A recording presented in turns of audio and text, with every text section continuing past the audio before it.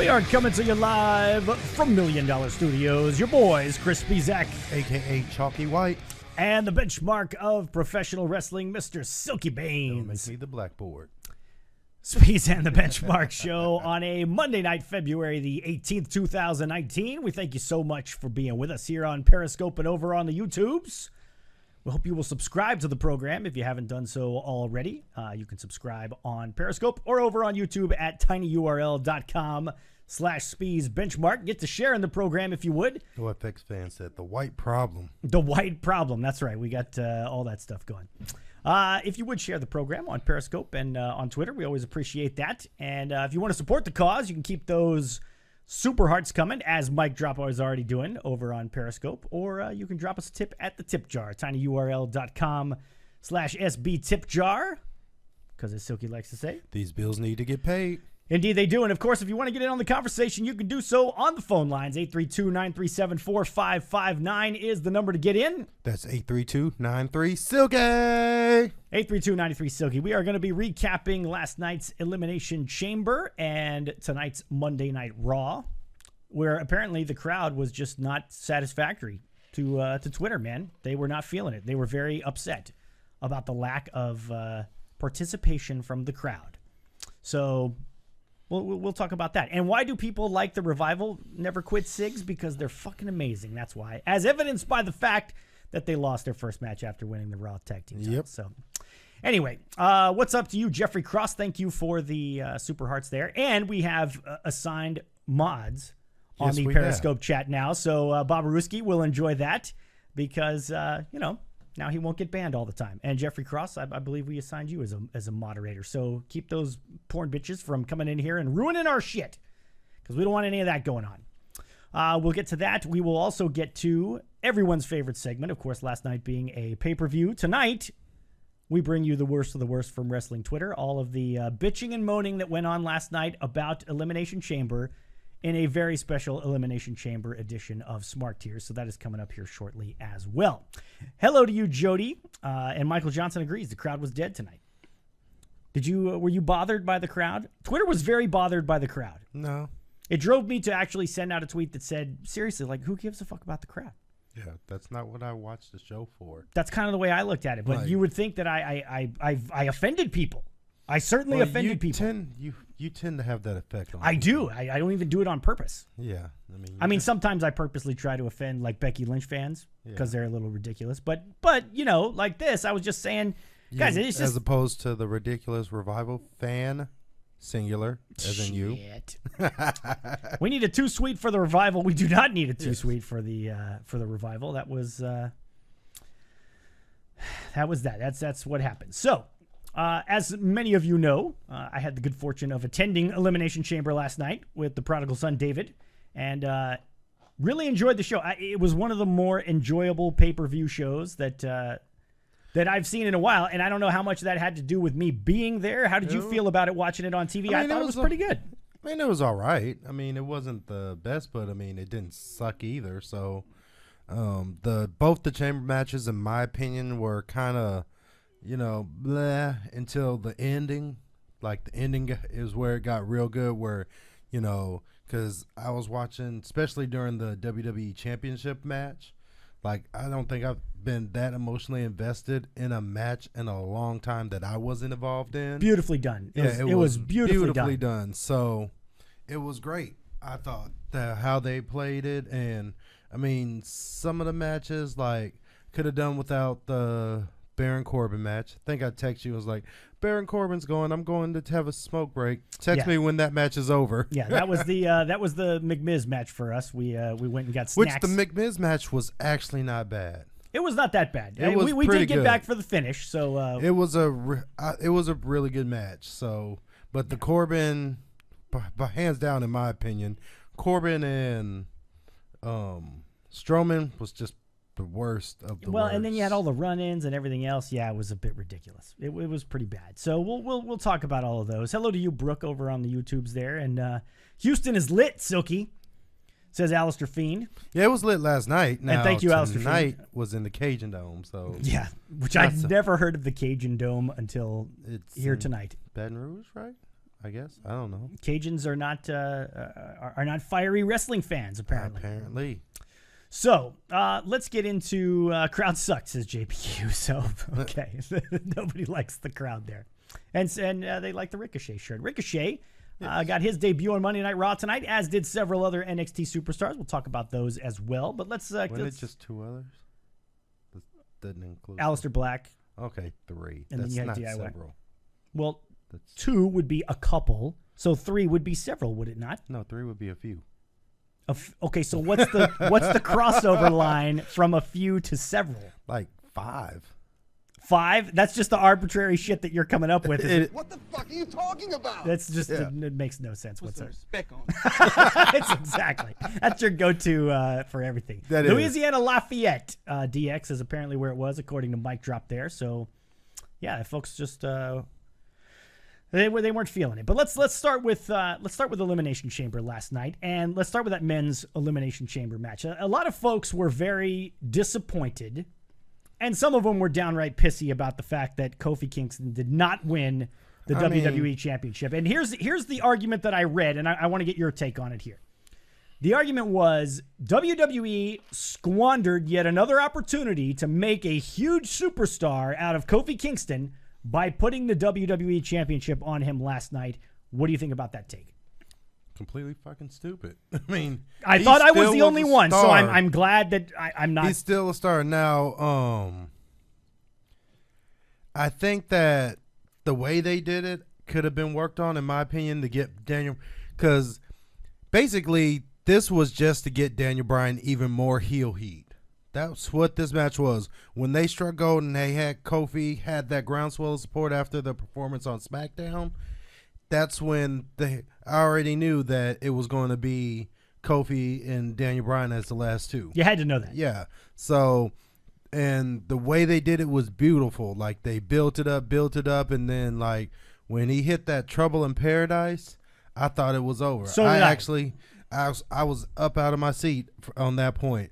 Now, the camera didn't work well, like, watching it, because they kind of cut away when Daniel Bryan kicked out into the pin. Oh shit! Yeah, I read about that. Of course, I didn't see it, but yeah, so it really kind of took away like that, which I was not a fan of. But I think for heel purposes of this match is to get more heel heat on Daniel Bryan, that would have been the perfect way to do it, because then it's not him. He definitively won.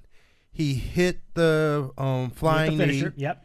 Pinned him 1, 2, 3. Exactly. Now, if they had taken it home from there, which I get they probably didn't do because it was just like the Usos McMiz finish where he hit him with the skull crushing finale, yes, and countered the pin into the crucifix. But if they would have, I would have scrapped that and just had some other finish for them and used that finish, because then Daniel Bryan can crawl away and he survives it, not win, rather than definitively win. Yeah.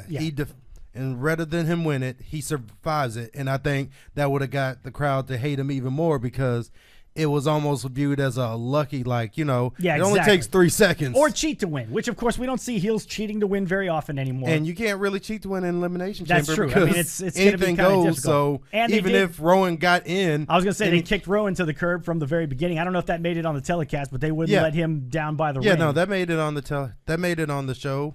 But, I mean, they were, Corey Graves, I think, brought up, or one of them brought up a good point, is like, what does it matter if he's out there? Like, they're in chambers, inside a bigger chamber. Yeah, there's nothing they could do. Really not much he could do. Maybe on the off chance they're fighting off on the little grating, he can reach his hand in and pull them. Did you notice that wasn't grating anymore? Well, no, it's grating. It's just a cover over. It's a pad is that over what it is? Because that was one of the other things, because one of the girls landed on it early in the match, and it just looked like a mesh cover on there. Like, it looked like it was. No, it's still the steel grating. They just put a mat over it.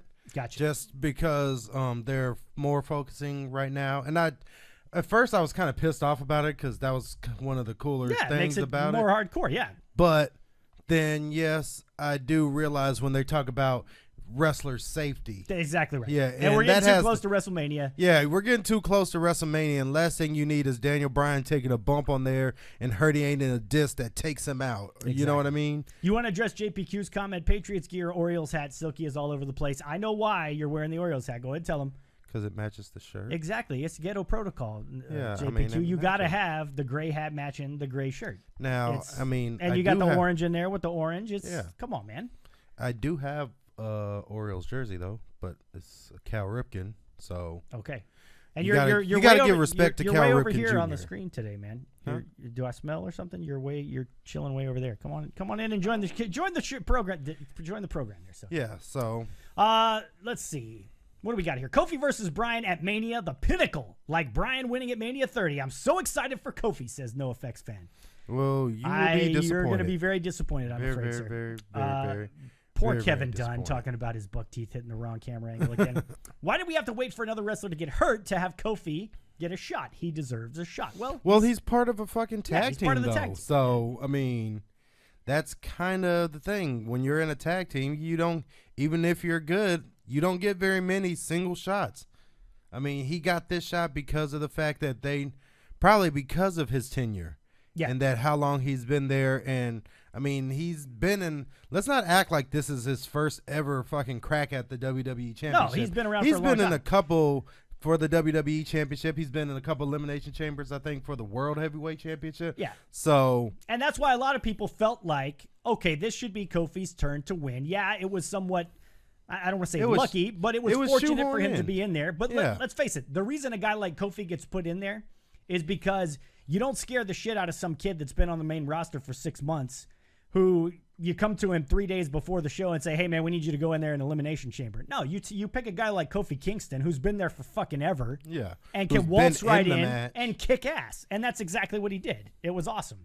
So I didn't have a problem with that. But there seemed to be this take that and I don't think this is the era that we're in as far as WWE is concerned these days.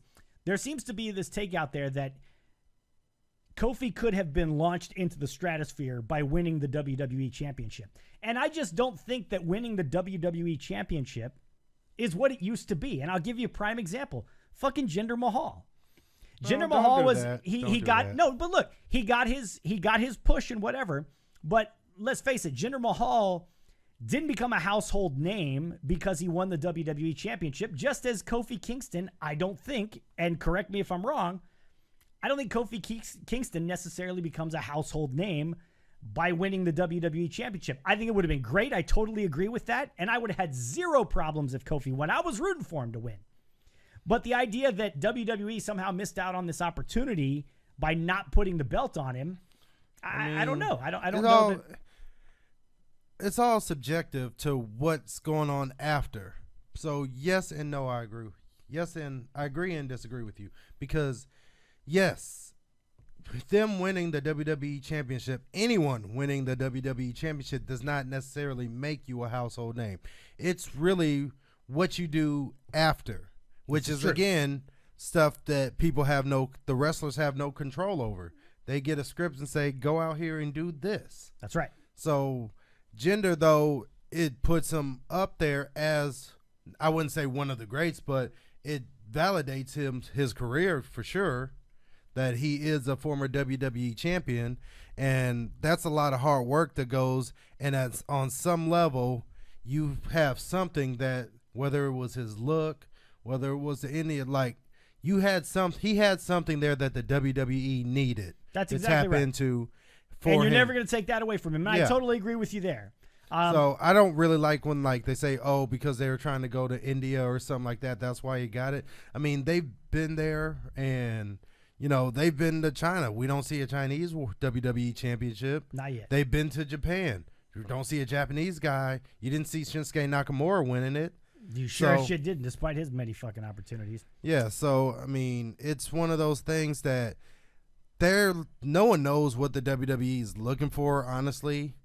There's no criteria of what they think it's what will draw in the moment, I think. And that's just my opinion. I agree. What they think will draw. And at that time, they thought they gave Jinder the treatment that people were asking them to give Kofi because he came out of obscurity. And let's be real. I mean, we true hardcore wrestling fans love Kofi Kingston, but he's kind of obscure. Like, you know, he's not going to be known to the main masses. Unless if you tell him that he's one of the New Day guys, they'll go, oh, okay, yeah, he's one of the New Day guys. Sure. If you threw Kofi Kingston out there in just normal black trunks and black boots, half that fucking crowd wouldn't know who the fuck Kofi Kingston is. Like, if he didn't come out to the New Day music, like, those people wouldn't know who he is. There's a lot of casual fans who aren't the super crazy hardcores like we are, and they wouldn't know who he is. So, yeah, I mean, that kind of takes us directly into the next question, which Send Holds on Sports says here. Who is going to be next for Daniel Bryan? Where do we see? Because there's a lot of clamoring for Daniel Bryan and Kofi Kingston at Mania. Is that a possibility? Do we see this? It's not ruling out. I don't see it happening. I think it served the purpose that it was going to serve. Whether this was all storyline and Mustafa Ali was never going to be in that fucking match, or whether he legit got hurt and Kofi stepped up to do what Mustafa Ali was going to do, which they needed someone to get that groundswell of support, because Jeff Hardy's had it multiple times. AJ Styles has just recently had it for over a year. Randy Orton, fucking Lord knows how many times, like 13 times. Yep. So they needed that one person who is a face. Why Samoa Joe wasn't really qualified for it. They needed that face, that this is like the biggest thing going on in his life. When you think about it, a WWE title match ain't shit for AJ Styles. It ain't shit for Jeff Hardy. It ain't shit for really Samoa Joe. Randy Orton, same thing. But for someone like Kofi Kingston, who is a tag team guy who's been there, I mean, he's had some, but he's never had really a one-on-one match for a major world title, but he's been in a couple Elimination Chamber matches for a world title. This was like the biggest thing going for him. And it would have been the same thing if Mustafa Ali had been there. Yeah. So I think, honestly, and as much as it pains me to say, Kofi served his purpose. Yeah, no, exactly. And I would love to see that go on, maybe to Mania, but I don't see him winning it at Mania. So to me, if you take it to Mania and still don't put him over, you've just Riot Squadded him. Yeah. Which I just created that new verb. Riot Squadded. To Riot Squad someone? Yeah, to Riot Squad someone is when you book them to lose over and over and over. Also known as the Samoa Joe. Yeah, exactly right. And Shinsuke Nakamura. And I would even argue that if there's anything that could have been done better, I feel like there could have been, and you said this earlier, there could have been more heat on Daniel Bryan. Like, just beating Kofi Kingston got him a certain amount of heat because everybody wanted to see Kofi win. Yeah. But to have him, again, to pull some bullshit tactic to win, or to, like you say, just barely skate by and barely survive to where, like, you lucky motherfucker, I cannot believe you fucking held on. I think that would have done an even better job of getting him through. So we shall see. Yeah, I think Daniel Bryan at WrestleMania, again, title match wise, you're almost definitely going to still have the title on Brock Lesnar. I don't think he's going to be at Fastlane. No, he's not. So Lesnar, Seth Rollins is your big huge name there. And last year we had AJ Styles and Bray Wyatt is another one. And being Bray Wyatt, that is another one. Yeah. That's a good one too. Last year we had AJ and Shinsuke Nakamura, guys who weren't household names to WWE fans. And I think with the WWE Championship, you could get away with doing a Daniel Bryan Kofi Kingston match, but my guess is they probably go a different direction, try get a bigger name guy in there. But we'll see. Because I heard rumors that it was going to be, or there are talks of having him and John Cena go at it. That would be interesting as well. So to get Cena his 17th title run. That would be interesting as well. It would certainly draw a lot more mainstream attention. Yeah, it'll draw more mainstream. And that's what it's all about at Mania. That's what people have to understand about Mania. Yeah. That's what Mania is all about. It's about the money that you draw. That's why, I've said it before on here, is that, you don't go for these young upstarts. You go for the guys proven. Your at least Daniel, at Mania, you do. Yeah. Your Daniel Bryan Kofi Kingston match can happen on fucking Fastlane, Extreme Rules, anything but the big four pay-per-views. That's right. And Mike Drop says, or Kurt Hawkins. That's another verb that we could do. Yeah. So Ella Chica, and welcome to you, ma'am. She asked the question: what's next for Kofi Kingston? If he's not going to be fighting Daniel Bryan at WrestleMania or maybe at Fastlane or whatever the case may be. This got a lot of people talking about maybe it's time to break up the New Day. Kofi obviously got a great push. The crowd loved him. He's over with the crowd. I hate that fucking term. The term gets used way too much. A lot of people are clamoring for Big E to get out there in singles competition. I personally think that the New Day is such money for WWE. Yeah, they're not. I can see the New Day never breaking up, to be honest with you, until one of those guys is on their absolute last fucking legs, and then maybe you see something like that happen. But I honestly think Kofi's back to doing the New Day thing. Would you agree, or do you think he continues with the singles if run? Anything, he may go down, go to a U.S. title type thing. Still being a part of the New Day, or he's still up? being part. I agree with you. They're not going to break up the New Day. I don't think they will. I mean, to me, it just seems forced. These guys, they almost did too good of a job building that rapport in and outside of the ring.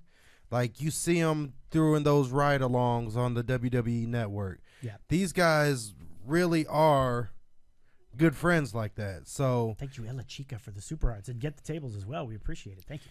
So anything that shows them breaking up would be looked at as a storyline and stupid to the fans. You need to buy when you do something like that, break up a team.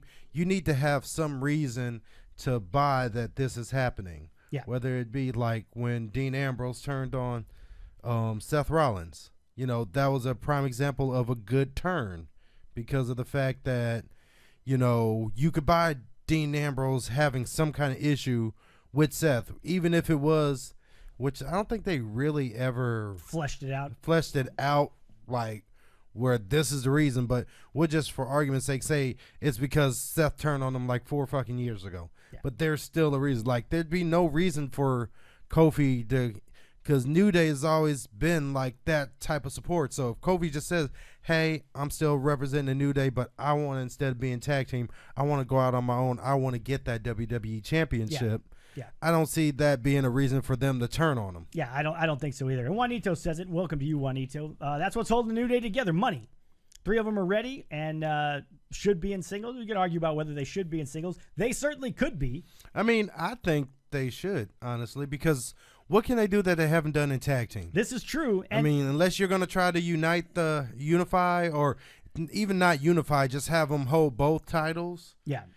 There's nothing they can do. They have the longest reigning WWE title reign and tag team title reign in the modern day. No, I agree. Or ever, actually. I agree. They're 5-time champs. Yeah. I mean, they've been Raw champs. They've been SmackDown champs. There's literally nothing they can do as a tag team, as a group, unless they're keeping them together and for an eventual WWE 6-man championship. Well, and the other thing is, I kind of have the same feeling now that we see what's happened with John Cena here recently and how he spent so little time in WWE. Mm-hmm. I kind of look back now and say the same thing about why they never changed John Cena's gimmick. Why would you fuck with something that's making you so much money? Every fucking show, there's some kid in the arena there wearing the never give up shit and all the bright fucking, and neon John Cena shit. No, Raven's Blood, you did not miss Smark Tears yet. Why change that? And I feel the same thing about the New Day. Yeah. It's a cash cow. There's New Day fucking everything. They sold a legit cereal, and called it Bootios. And people bought the shit out of it. People bought the fuck out of it. And probably ate it too. Yeah. Which is even more fucked up. My favorite debut was pouring milk on it is the fucked up part. Yeah. But Fruit Loops. Oh.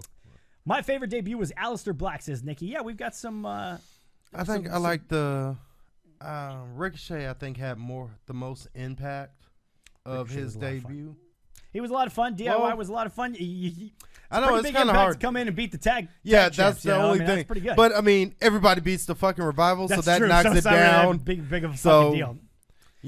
Having Ricochet come in, and even though he pinned Lio Rush, I mean, he still went toe-to-toe with a former Intercontinental Champion and tagged with the current Intercontinental Champion. So if we had to rate debuts, I would have to say it was Ricochet first, Then it was DIY, and then Aleister Black, because Aleister Black, it was a good match, and the black mask looked pretty good, but same thing. Everybody fucking beats Elias too. Yeah. So yeah, Ciampa and Gargano were awesome, and we'll get to that here shortly. Let's talk about the women's chamber match from last night. The first ever quotations women's tag team champion. Have we had women's tag team championships before? I seem to remember. And see, here's the thing: it's semantics. Okay, that's what I thought. Yeah, because there was a WWF women's tag team champions back like 85, or like between the late 70s to like mid 80s. Hold that thought. Come. Don't touch another man's mic. Come over here. That's Come not right cool. there. Yeah. That's not cool. Okay, right there. No, wait. Yeah. Okay. That's not cool. I was comfortable. All right. First of all, don't touch all my these mic. people want to see Black don't crack, man. Right? Yeah, they want to see that pretty face. Don't touch my that's mic, what man. That's all I'm saying. I'm sorry. Anyway. You were saying WWF Women's Championships. Yeah, late 70s to mid 80s. They had a WWF Women's Tag Team Champions. I think the last one was like the Jumping Bomb Angels, this Japanese tag team. Okay. And so, well, that's why I did the quotations, because I know that something had been there this would be before. technically the first WWE, and even so, it's the first women's tag team champion in like almost 30 years. It's been a while. It's been a while since they deactivated those titles. So Sasha and Bayley, the Boss and Hug connection, your tag team champions, your first ever women's tag team champions in WWE at least.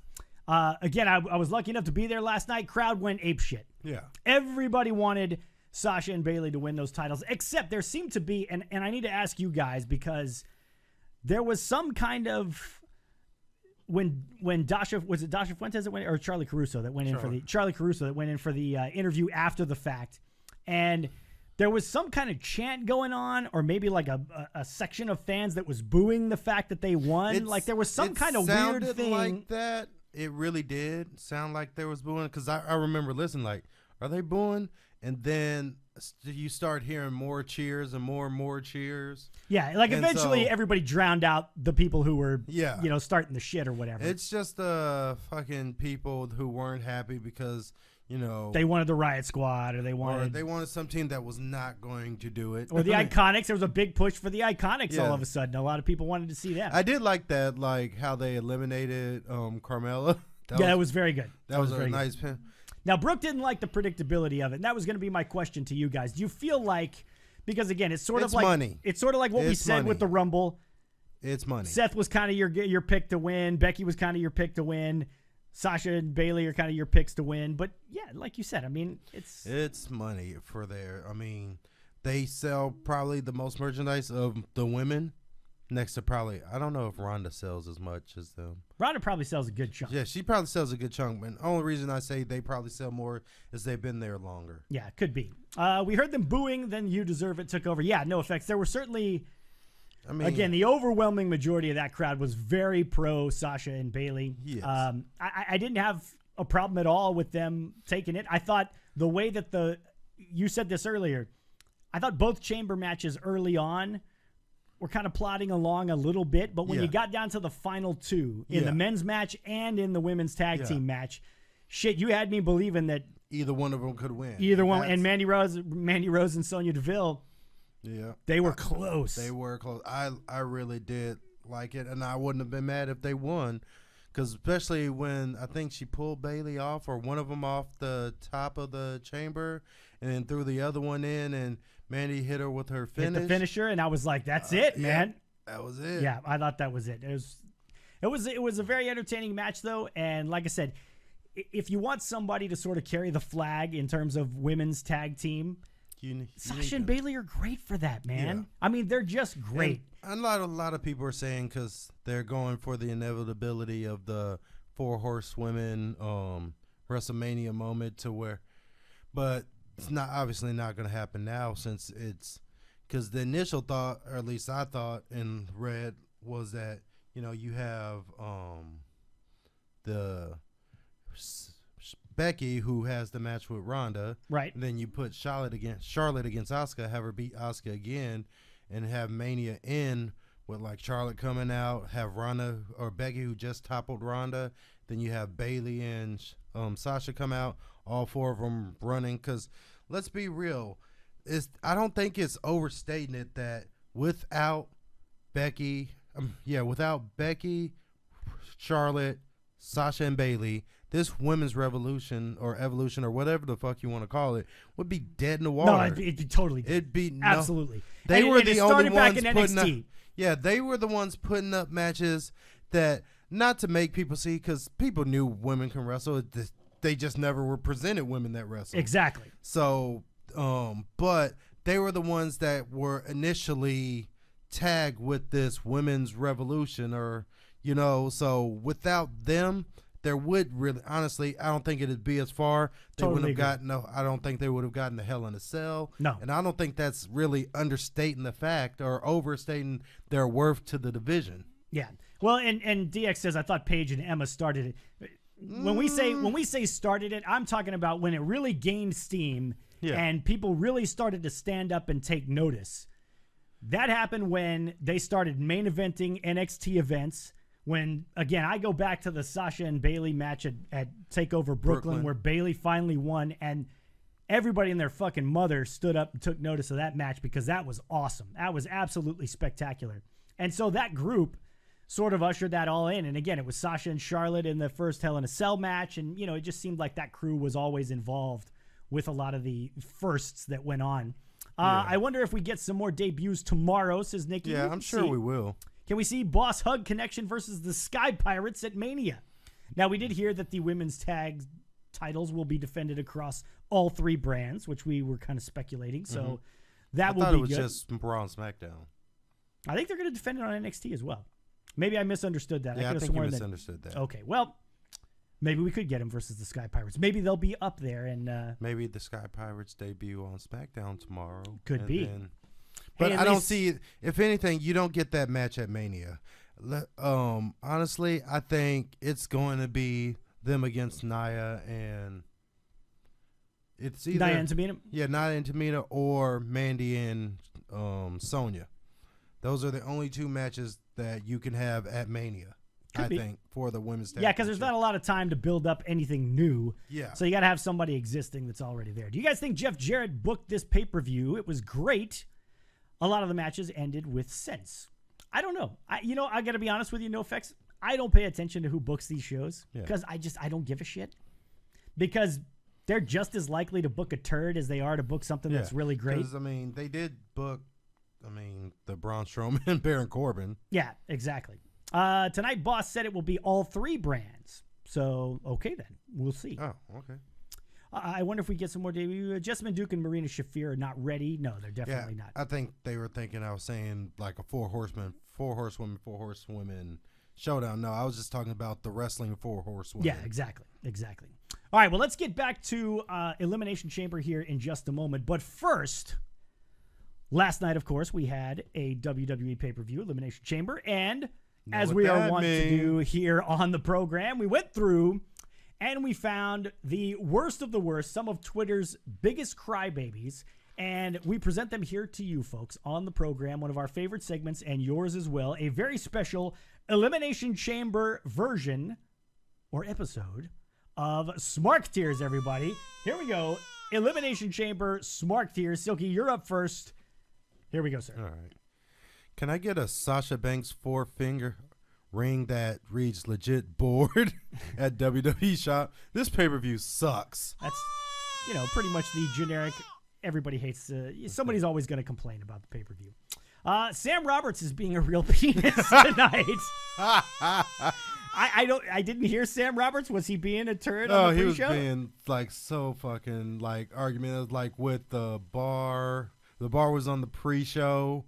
Okay. And they were talking about Shane and Miz, and he was bringing up but they beat you guys and they did this, and he was just being totally So extra. He was being a real penis. Yeah, he was being a real then. penis. Well, there you go. The Iconics' voices are enough to shrivel the balls. But their faces are enough to reinflate them. Well, I guess so. But yeah, it was too much of that. It was very obnoxious. It was a lot. Of all the phrases that Cole could have used to describe Nia and Tamina last night, Heavy favorites was the least well advised. That's not very nice. Yeah, that's not very nice. Nia Jax couldn't sell a bag of crack to a junkie. Oh, that was a good one. I guess she doesn't sell very well, but okay then. They really took Lio Rush from Bobby Lashley and put his boring ass back with Baron Corbin and Drew McIntyre. I need to lie down. Some old man getting very upset, needing a nap. Are they seriously going to kill this crowd? They were so hyped for Becky, and now they go to the fucking Applebee's waiter. Get fucked! Oh, my goodness. This is some fuck shit. What the motherfuck, Vince McMahon? Fire Baron Corbin. He sucks as a wrestler. He's a pussy-ass loser. She is genuinely pissed off. Man.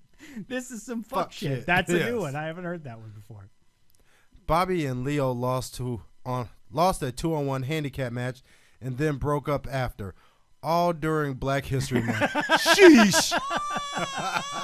I saw a lot of that. Like, come on, WWE. It's Black History Month. What are we doing here, man? Shane sweats worse than Snuka after a pre-match 8-ball.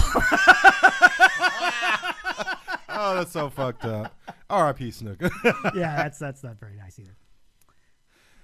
That black dude's face behind Charlotte, though. Like, this bitch ratchet. Oh, wait. Are we talking about the security? I don't know. I know. I got to go back and watch it. I know that guy. I know that guy. WWE Chamber. Kofi deserved to win. Fuck you, WWE racist bullies. Let the white guy win. Racist bullies. That's what you get. This racism's killing me inside. That's right. Fuck Daniel Bryan. Fuck Vince McMahon. Fuck the Bellas. Fuck everybody. Where do the Bellas fit into this whole thing? That was kind of like my tirade when I text you with the heavy machinery thing. Yeah, it was just all over the place. That's very awkward. Damn, fuck, shit, mother, ass, damn. I knew that would happen. That's that same lady again. Apparently, she just throws random profanities together in a way that works. Yo, fuck vegans, my nigga.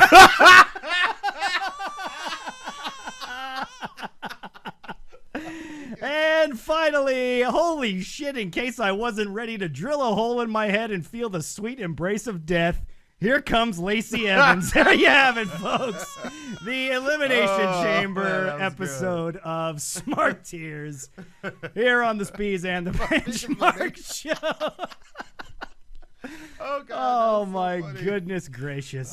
Just the stuff that people come up with, man. People are the absolute worst. It just. But thank you for being the worst. The sweet embrace of death. Yes. Here comes Lacey Evans. Yeah, what the fuck was that? Okay, now let's talk about that because. And then she had heavy machinery doing it. And that's when I lost. I was like, I sent Chris a text similar. It was like, fuck Otis. Fuck heavy machinery. Fuck all this shit. This is some hot garbage. It was insanity. Now, okay, so Lacey Evans last night, I'm just going to give you the perspective for being there. There was no announcement as to who Lacey Evans is, why she was there. I don't know how it played on the telecast, so tell me. Because her music hit, and she came and she walked down the ramp, and she turned back around and she walked out. And then they went to an ad for some upcoming WWE event. Yeah, that's Nobody knew what the fuck was going on. Well, I mean, of course, with the announcers, they put over like, oh, it looks like we're going to get a little more class. And then when she turned and walked off, they went to something else, and you're like, that was it. And then they did it again tonight. And then what are they doing with they're fucking up a good thing with heavy machinery. Yeah. They're suddenly the Bushwhackers. Yeah. They're doing that fucking walk that the Bushwhackers used to do. I hate heavy machinery. Let me hold on. Let me see. What was this text to you? Yeah. Ella Chica is totally awkward. It just didn't make sense. Yeah, Lacey was laughing at the end, and Otis, yeah, she definitely was. And Bobaruski says she could just stay backstage. Yeah. I mean, it didn't make any sense. It's like, I don't care. Yeah, I don't know what's going on with that. Again, apparently the word is Vince just wanted to get those faces out there and let people see these people. Which brings to my question. It's like, so you made this big deal. Well, obviously Lars dropped out, but EC3, Lacey Evans, Nikki Cross, and Heavy Machinery, they all like basically we're waiting to see where they want to go. But then tonight you get Ricochet, DIY, and Aleister Black, who, and we were having this thing if it's a one-off, but he made it seem like they were called up. Yeah, it did seem like, I see what you're saying. It sounded like at first, like, holy shit, they're all going to be on Raw. Yeah, here are your new additions to Raw, and then you show Ricochet, DIY, and then Aleister Black. So it seems like they've actually been called up to Raw, which is, why are you, to me, these motherfuckers here, like Heavy Machinery, Lacey Evans, these people need to be told where the fuck to go. Yeah, I agree. I agree. Ricochet, DIY, all these people that debuted tonight. They got some clout. They have some clout. Like, they have star power. You're going to legit draw money off them. They need to be put in that storyline where they're picking, like Raw and SmackDown are vying to get them to come to them. Totally agree. And there's no way they can bring Ciampa and Gargano up right now with the belts on both of those guys, unless you're going to have them lose in Mania weekend. But I don't think that's going to happen right away. I think it is. I think it was a one-off thing. I really do think it was a one-off thing. Brooke says she didn't think they were officially called up. And shout out to you, Kristen, for the Super Hearts, and congrats. She'll be going to SmackDown Live tomorrow. So we want to hear a full report on Thursday here on the program of how that was. Silky EC3 has yet to wrestle on SmackDown, so hang on. If the main roster ain't packed enough, here come more motherfuckers, says Bob Risky. So, yeah. All right, let's get to the other big story of the night that had everybody talking. Last night, of course, was Becky Lynch. Charlotte Flair makes an appearance last night on the show, and I thought she cut a great promo. Don't wait on NoFX. He's still going. He's not going to 205. He's going to 205. He's not going to 205 Live. He's going to be on all of them. No, watch. Definitely. They're going to have him on SmackDown, and then he's going to be like, he's going to 205 Live. Going to 205 Live. But anyway, Charlotte, I thought, cut a great promo last night. I thought the dig at Becky about how she needs your approval. And when I look in the mirror, I see all the approval. I thought that was fucking great. That was a great line. That was very well done. Her sitting outside the ring while the match between Ronda and Ruby Riott was going on. Let's just get this out of the way right now. I thought it was fucked the way they did Ruby Riott. Yeah, the match they had tonight was the match they should have had at the pay-per-view. I mean, for everyone and all the announcers and even like your Jim Ross, or not Jim, your Bully Rays and stuff who say that Ruby Riott will be a fucking champion. It's like, what show were you watching to give you that hope? They have not done anything to give me a modicum of hope. Yeah. Is she talented enough? Yes. But the way they've been using her, do I have any kind of hope that they're going to do anything more than they've done? Like, this weekend was probably as good as it's going to get for the Riot Squad, honestly. I don't know, man. You know, it's strange how things just change, because we've said the same thing about the Revival forever. And then all of a sudden, out of the blue, the Revival are tag team champs. And this is not out of the blue, bitch. It is out of the blue. 4 fucking matches to get That's them. what I'm saying, though. But that's not out of the blue. No, but here's the thing. They're losing to everybody. And then all of a sudden, it's like, holy shit, on a random Raw, not even on a pay-per-view, just on a random Raw, they're going to suddenly win the tag titles? Like, to me, it was out of the blue. It was like, where the fuck did that come from? Chris started to become a Charlotte Flair. I became a Charlotte Flair fan just to kind of needle the Becky fans here. Now, Silky, you got to give me just a second here, okay? Let me shoot my shot here. All right, uninterrupted for just a second, and I want to tell you why the Becky Lynch storyline has officially jumped the fucking shark and is absolutely absurd. All right, so just hang with me for just, because I catch a lot of heat online for not being a fan of the Becky Lynch storyline. And that's fine. I'm totally okay with that. I'm a grown man. I can deal with it. That's okay. This is what happened last night at Elimination Chamber, okay? So you got Charlotte and Ronda. They got their face-off going on in the ring.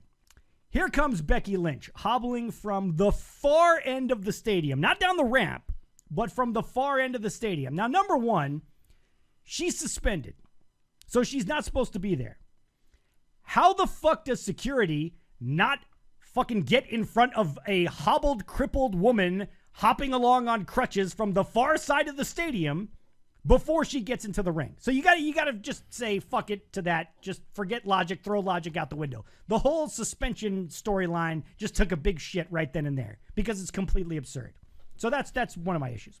So then she gets to the ring. And you and I were talking about this earlier, so give me just a second because I know what your take is going to be on it. So then rather than going up the steps into the ring, fucking Becky rolls under the bottom rope and is trying to... I gotta fucking help myself up because I'm on fucking crutches and she's fucking trying to... I am fucking dying laughing. Why doesn't she just walk into the fucking ring up the stairs? Makes no sense to me at all. And meanwhile, people are chanting, Becky, Becky, like, hey, she fucking stood up. Good for her. That's great. So then you've got the two women that Becky's supposed to fight at WrestleMania. And I'm supposed to believe that Ronda Rousey is the baddest woman on the planet and Charlotte Flair is the most decorated WWE woman in a long time, if not all time, but, you know, that's debatable. And Becky Lynch kicks the shit out of both of them. She is literally a one-legged woman in an ass-kicking contest being booked to fucking win. It's completely fucking absurd. How is this not just complete absurd? Am I the only one that looks at this and goes, what the fuck is going on? Probably. You've let a one-legged woman win the Royal Rumble and a one-legged woman take out your two best women on the fucking roster on one fucking leg. What is going on? Okay, thank you for letting me get out. I had to get that off my chest and get it out of my system. You good? Makes no fucking sense. Yes, please. You yes, good? Go ahead. All right. Thank you very much. I appreciate that. It was very kind of you. First of all, when you actually have a bad knee injury, walking and moving your knee is a problem. So no, you can't really walk up the stairs because it fucking hurts. And trying to walk up the stairs with crutches is even worse. So that's number one. But you think that hoisting yourself up... Well, how else are you going to get up? Because if you hop up the stairs. You're going to hop. It's not like the stairs are fucking, 24 inches like my fucking badass vertical that we talked about last week. Like 2 inches? Yeah, no. But that's number one. Number two, let's not act like last night she just went toe-to-toe with Ronda and Charlotte and beat them both up. She hit these bitches with a crutch while they weren't fucking looking. So it was not like she just squared up and started whooping their ass.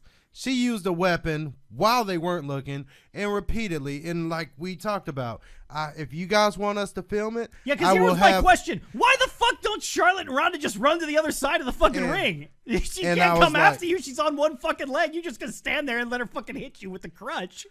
And I'm more than willing, if you're willing to test this out, we can tape this of me sneaking up behind you when you're not expecting, hitting you hard as fuck in the back with a crutch, so watching you drop, an opportunity, and to then hit me with the crutch. Swinging repeatedly and see how fast you get away. You're the one that tells me that black folks always run.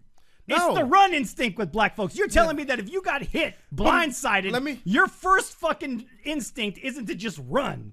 Okay. First of all, any of those bitches black?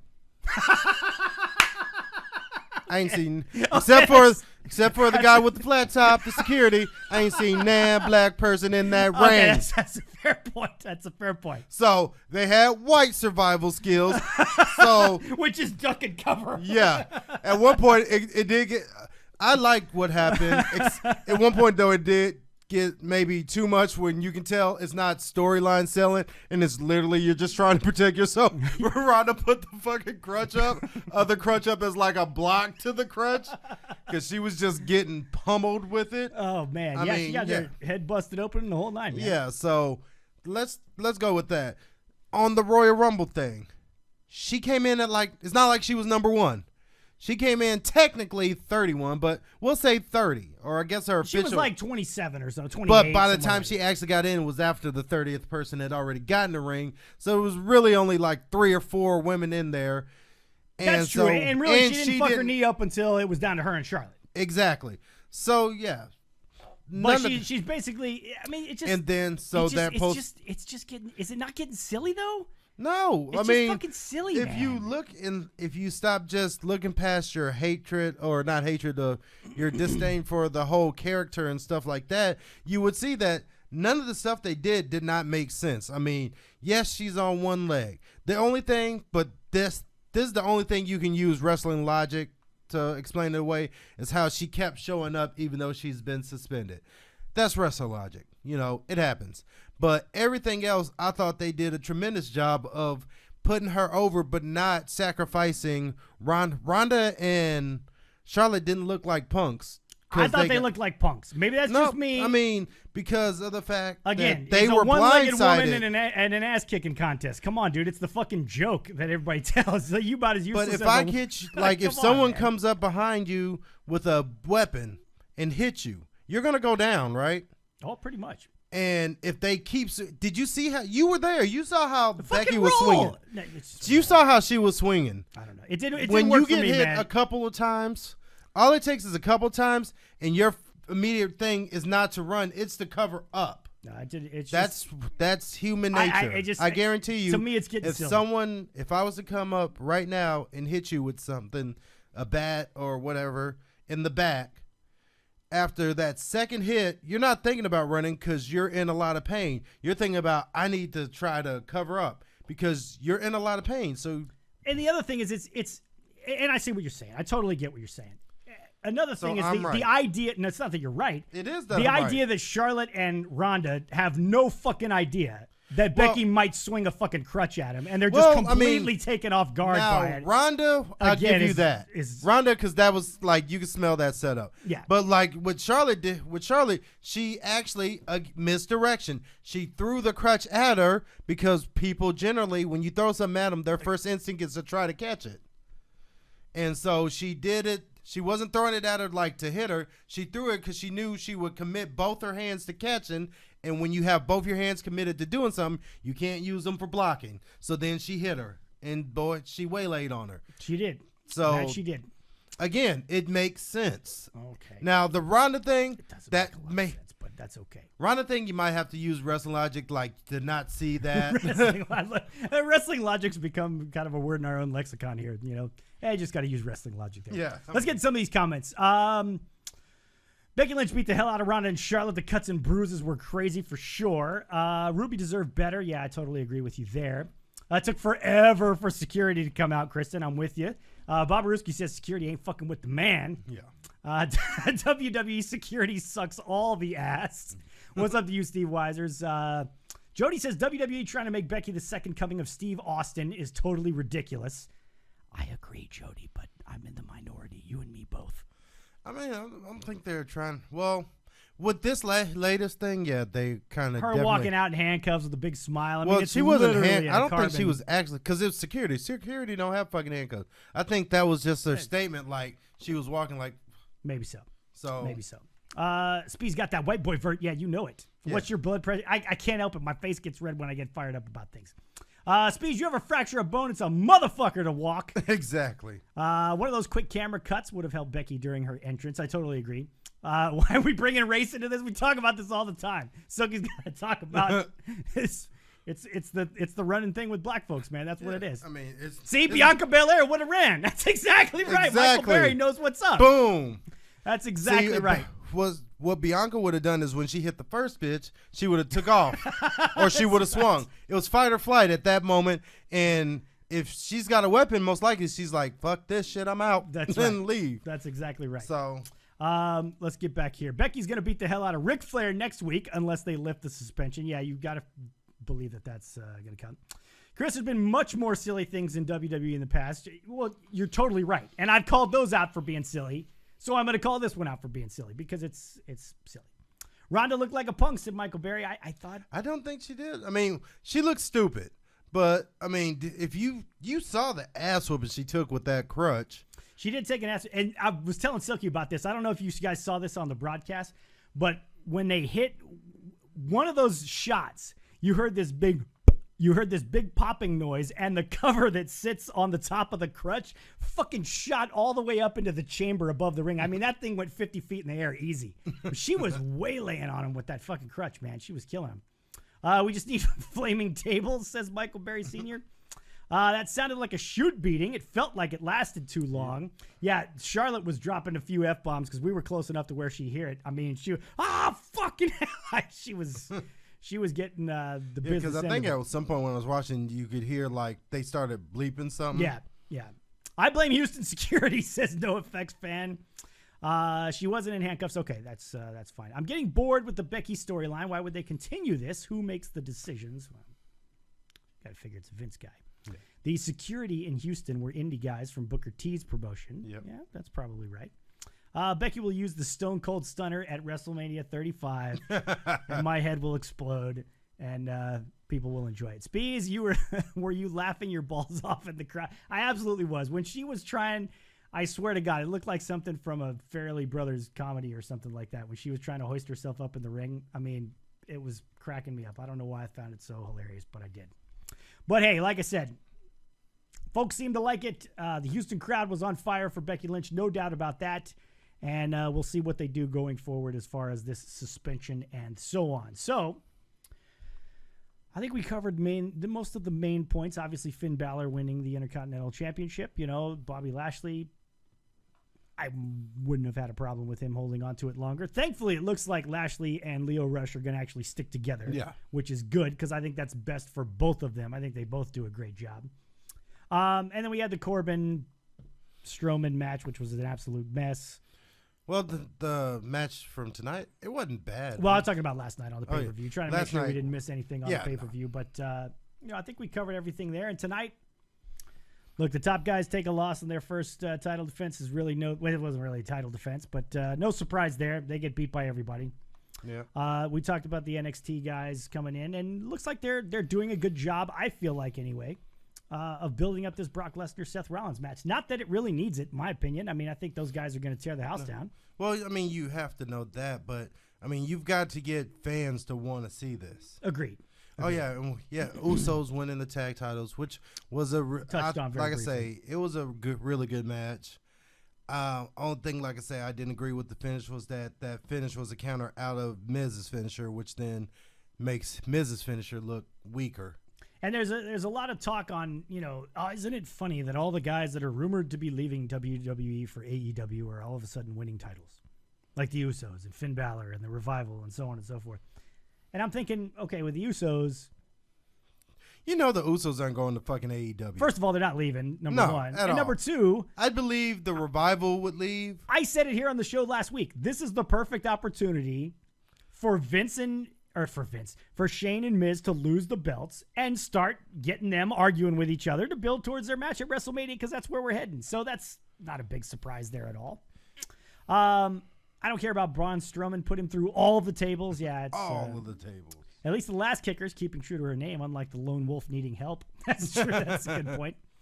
And Corey and Carmella, that's none of my fucking business. I couldn't care less about what's going on there.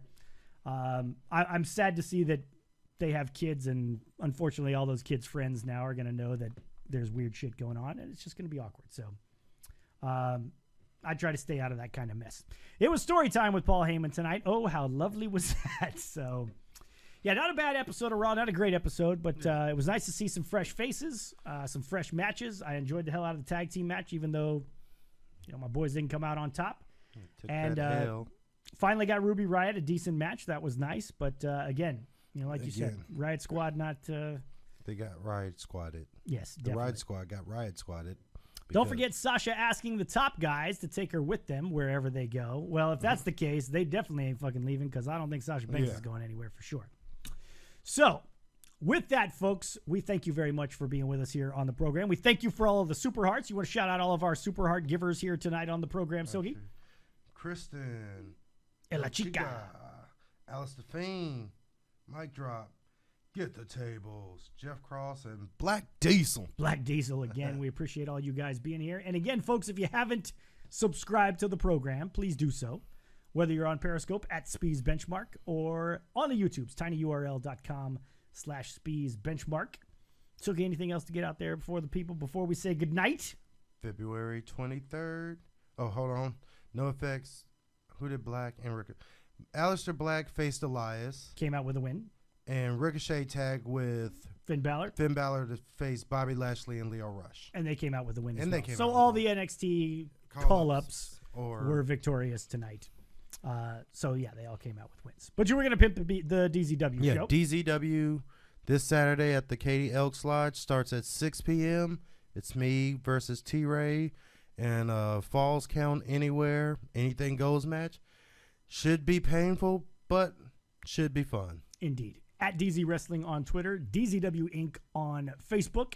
And we are back with you on Thursday night, 8 p.m. Central, so make sure to join us for that. In the meantime, for the Benchmark Silky Banes. Yo. Chris Bezak, thank you so much for being with us. Once again, Thursday night, 8 p.m. Central. We will be back here on the Speez and the Benchmark Show. Good night, everybody.